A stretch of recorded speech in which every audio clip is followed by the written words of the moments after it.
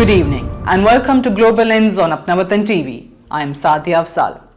Tonight, I want to take you behind the scenes of a meeting that matters. A meeting not just between two diplomats, but between two nations navigating a shifting world stage. I'm talking about the recent meeting in Beijing between China's top diplomat and North Korea's foreign minister. It is more than a handshake photo op. It may signal shifts in balance, alliances, threats, and opportunities. Let's unpack what's going on and what it could mean. To understand this meeting, we must recall the broader landscape. China and North Korea share a long, complicated history, one rooted in ideology, geography, and mutual dependency. China is North Korea's main political backer and economic lifeline. Pyongyang, in turn, provides Beijing with strategic leverage on the Korean Peninsula and in broader East Asia. But recent years have tested that relationship.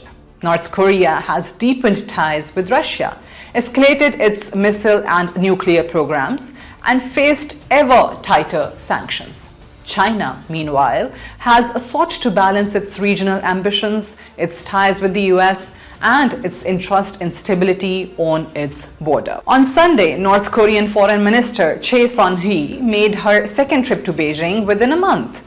She met with China's top diplomat, Wang Yi. Why this timing? Because earlier that month, her leader, Kim Jong-un, had visited Beijing, attended a grand military parade alongside President Xi Jinping and Russian President Vladimir Putin. That joint appearance, including military displays, gave symbolic weight to an emerging excess of power. This meeting is not happening in a vacuum. So what happened in that meeting? According to China's foreign ministry readouts, Wang Yi told Choi Son-hui that China is willing to strengthen coordination and cooperation with North Korea in international and regional affairs.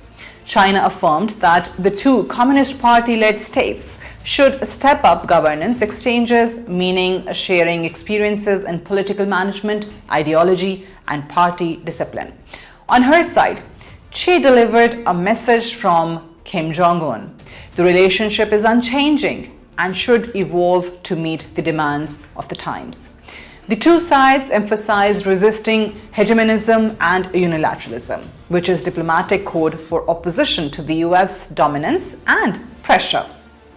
They also acknowledged shifting global dynamics and the need to coordinate in a turbulent international environment. Those are the official lines, but what lies beneath them? Diplomatic language is always layered. When they say strengthen coordination or resist hegemony, they are signaling not just to each other, but to the world. Let's talk about North Korea's perspective first. Kim wants security, legitimacy, and leverage. He faces heavy sanctions, an isolated economy, and international pressure over his nuclear program. By deepening ties with China, he seeks support, economic, political, and perhaps diplomatic cover. The language of continuity helps to reassure internal elites that shifting alliances won't lead to instability. He also wants to re-enter the diplomatic stage, stake out influence, and push back against the US pressure. And from China's perspective, stability on the Korean Peninsula is vital. A collapse, a surge of refugees, or a war there would affect Chinese security directly. Maintaining influence over Pyongyang helps China avoid being sidelined by the US or regional powers. At the same time, Beijing doesn't want to be blamed for unconditionally protecting a regime that destabilizes the region.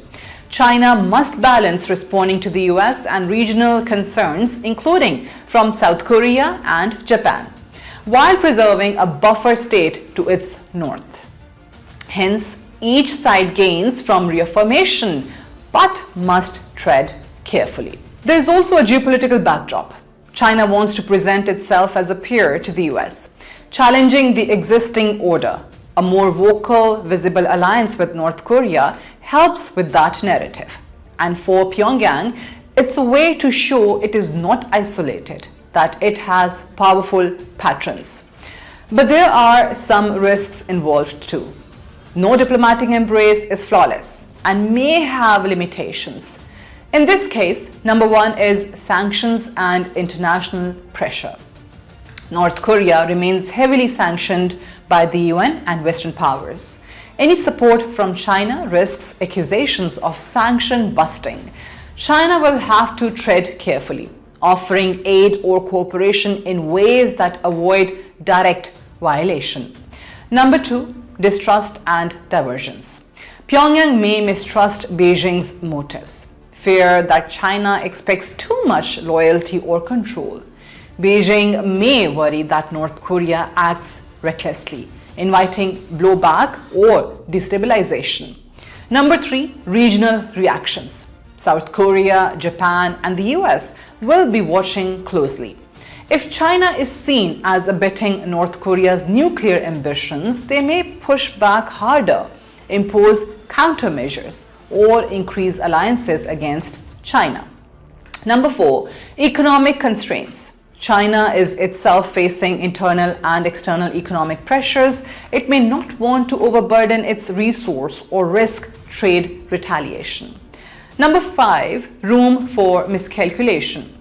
If rhetoric overtakes pragmatism, the meeting could raise expectations that can't be met, leading to disappointment or escalation. Now, let's talk about political implications. What might emerge from the meeting in the months and years ahead?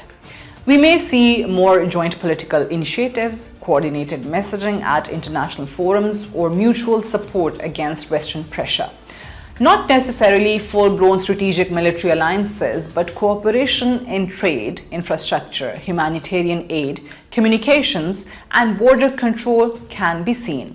Then, North Korea may use China as a bargaining chip. If you want us to restrain and to moderate, you must secure our survival. The US and its allies may react with renewed resolve, tighter sanctions, more military deployments, renewed push for trilateral cooperation, which is US, Japan, and South Korea. And China may allow Pyongyang more room. Until it becomes too risky. How far will Beijing go? That is the test. The meeting in Beijing was not just symbolic, it was tactical. It maps the ambitions and constraints of two nations bound by history, but tested by modern geopolitics. What we watch now is not just what is said, but what is done. How hard will Beijing push? How bold will Pyongyang act? And how will other powers respond? In the coming days or weeks, look for signals like trade agreements, military rhetoric, UN votes, or joint statements. Because diplomacy, in times like these, is as much about what is unsaid as what is spoken. This is Saadia Afzaal for Apna Watan TV.